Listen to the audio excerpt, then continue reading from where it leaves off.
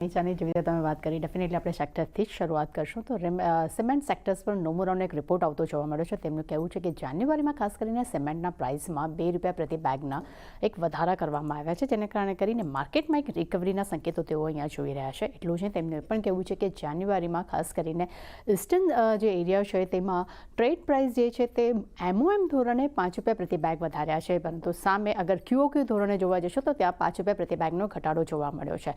અને નોર્થ અને વેસ્ટર્નમાં પણ ટ્રેડ પ્રાઇસમાં જે છે તે ₹3 પ્રતિ બેગનો વધારો કરવામાં આવ્યો છે MOM ધોરણે. પરંતુ UltraTech cement, Shri cement, Ambuja cement અને રામકો સિમેન્ટ તેમના ટોપિક્સ છે. ત્યાં જ નોવાકો અને ACC જેવા કાઉન્ટર્સ માટે તેઓ ન્યુટ્રલ રેટિંગ આપી રહ્યા છે, પરંતુ દાલમિયા ભારત માટે અહીંયા તેમના તરફથી આપણને રિડ્યુસ રેટિંગ જોવા મળી રહ્યા છે.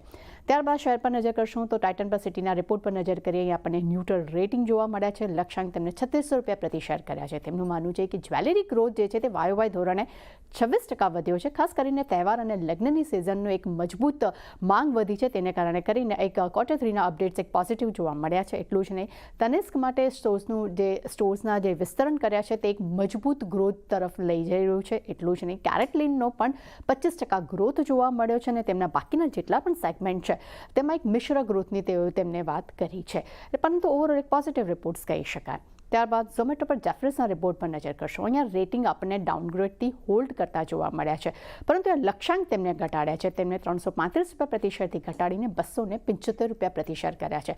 તેમનું માનવું છે કે 2024માં પ્રાઇસમાં લગભગ બમણો વધારો થયો છે, એટલે આ વર્ષે કદાચ આ કાઉન્ટર કન્સલ્ટેશન મોડમાં જોવા મળી શકે છે. અને ખાસ કરીને વેલ્યુએશન મોંઘા નથી, પણ QRSમાં જે કોમ્પિટિશન છે તેનું રિસ્ક વધી શકે છે, અને આ જે કોમ્પિટિશન વધે છે તેને કારણે કરીને કંપનીને કદાચ ડિસ્કાઉન્ટ આપી શકે છે, અને ડિસ્કાઉન્ટનો ઇમ્પેક્ટ જે છે તે કંપનીના નફા પર જોવા મળી શકે છે. અને FY 26-27 માટે તેમના બ્લિંકિટના એબિડા છે તે પણ ઘટવાના અનુમાન તેઓ અહીંયા રાખી રહ્યા છે. એટલે એમ કહી શકાય કે એક તરફ એક નેગેટિવ રિપોર્ટ્સ અહીંયા આપણે જોઈ રહ્યા છે. હુન્ડાઈ મોટર્સ પર સિટીના રિપોર્ટ પર નજર કરશું. અહીંયા આપણને બાય રેટિંગ્સ જોવા મળ્યા છે. લક્ષ્યાંક તેમને ₹2250 પ્રતિ શેર કર્યા છે.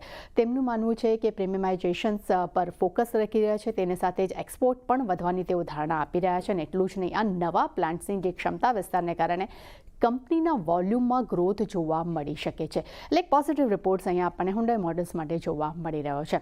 ત્યારબાદ મેક્રોટેક ડેવલપર્સ પર નોમુરાના રિપોર્ટ પર નજર કરીએ તો લોઢા માટે અહીંયા બાય રેટિંગ્સ આપણને જોવા મળી રહ્યા છે. લક્ષ્યાંક તેમને ₹1600 પ્રતિ શેર કર્યા છે.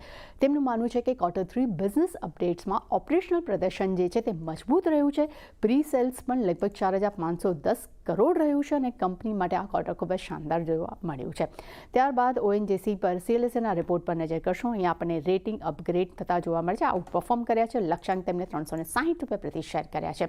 તેમનું માનવું છે કે ઇસ્ટર્ન ઓફશોર ફિલ્ડ્સના પ્રોડક્શનમાં આગળ વધવાની તેઓ આશા રાખી રહ્યા છે. અને એટલું જ નહીં, 2025ના અંત સુધીમાં સ્થાનિક ઓઇલ ગેસ અને ગેસ ઉત્પાદનમાં લગભગ 10-20% વધારો થઈ શકે છે. અને એટલું જ નહીં, તેમનું એ પણ કહેવું છે કે હજુ ક્રૂડના પ્રાઇસ અગર 75 પ્રતિ બેરલ પર અગર ઉપર જાય છે તો વિન્ડફોલ ટેક્સ જે દૂર કર્યો છે તેનો લાભ કંપનીને મળી શકે છે. અને વિવિધ ટ્રિગર્સ હોવા છતાં પણ કોમ્પિટિટર ચેનલ્સ જે શેર્સ છે તેની તુલનામાં આ કાઉન્ટર જે છે તે તેમને ડિસ્કાઉન્ટ લાગી રહ્યું છે.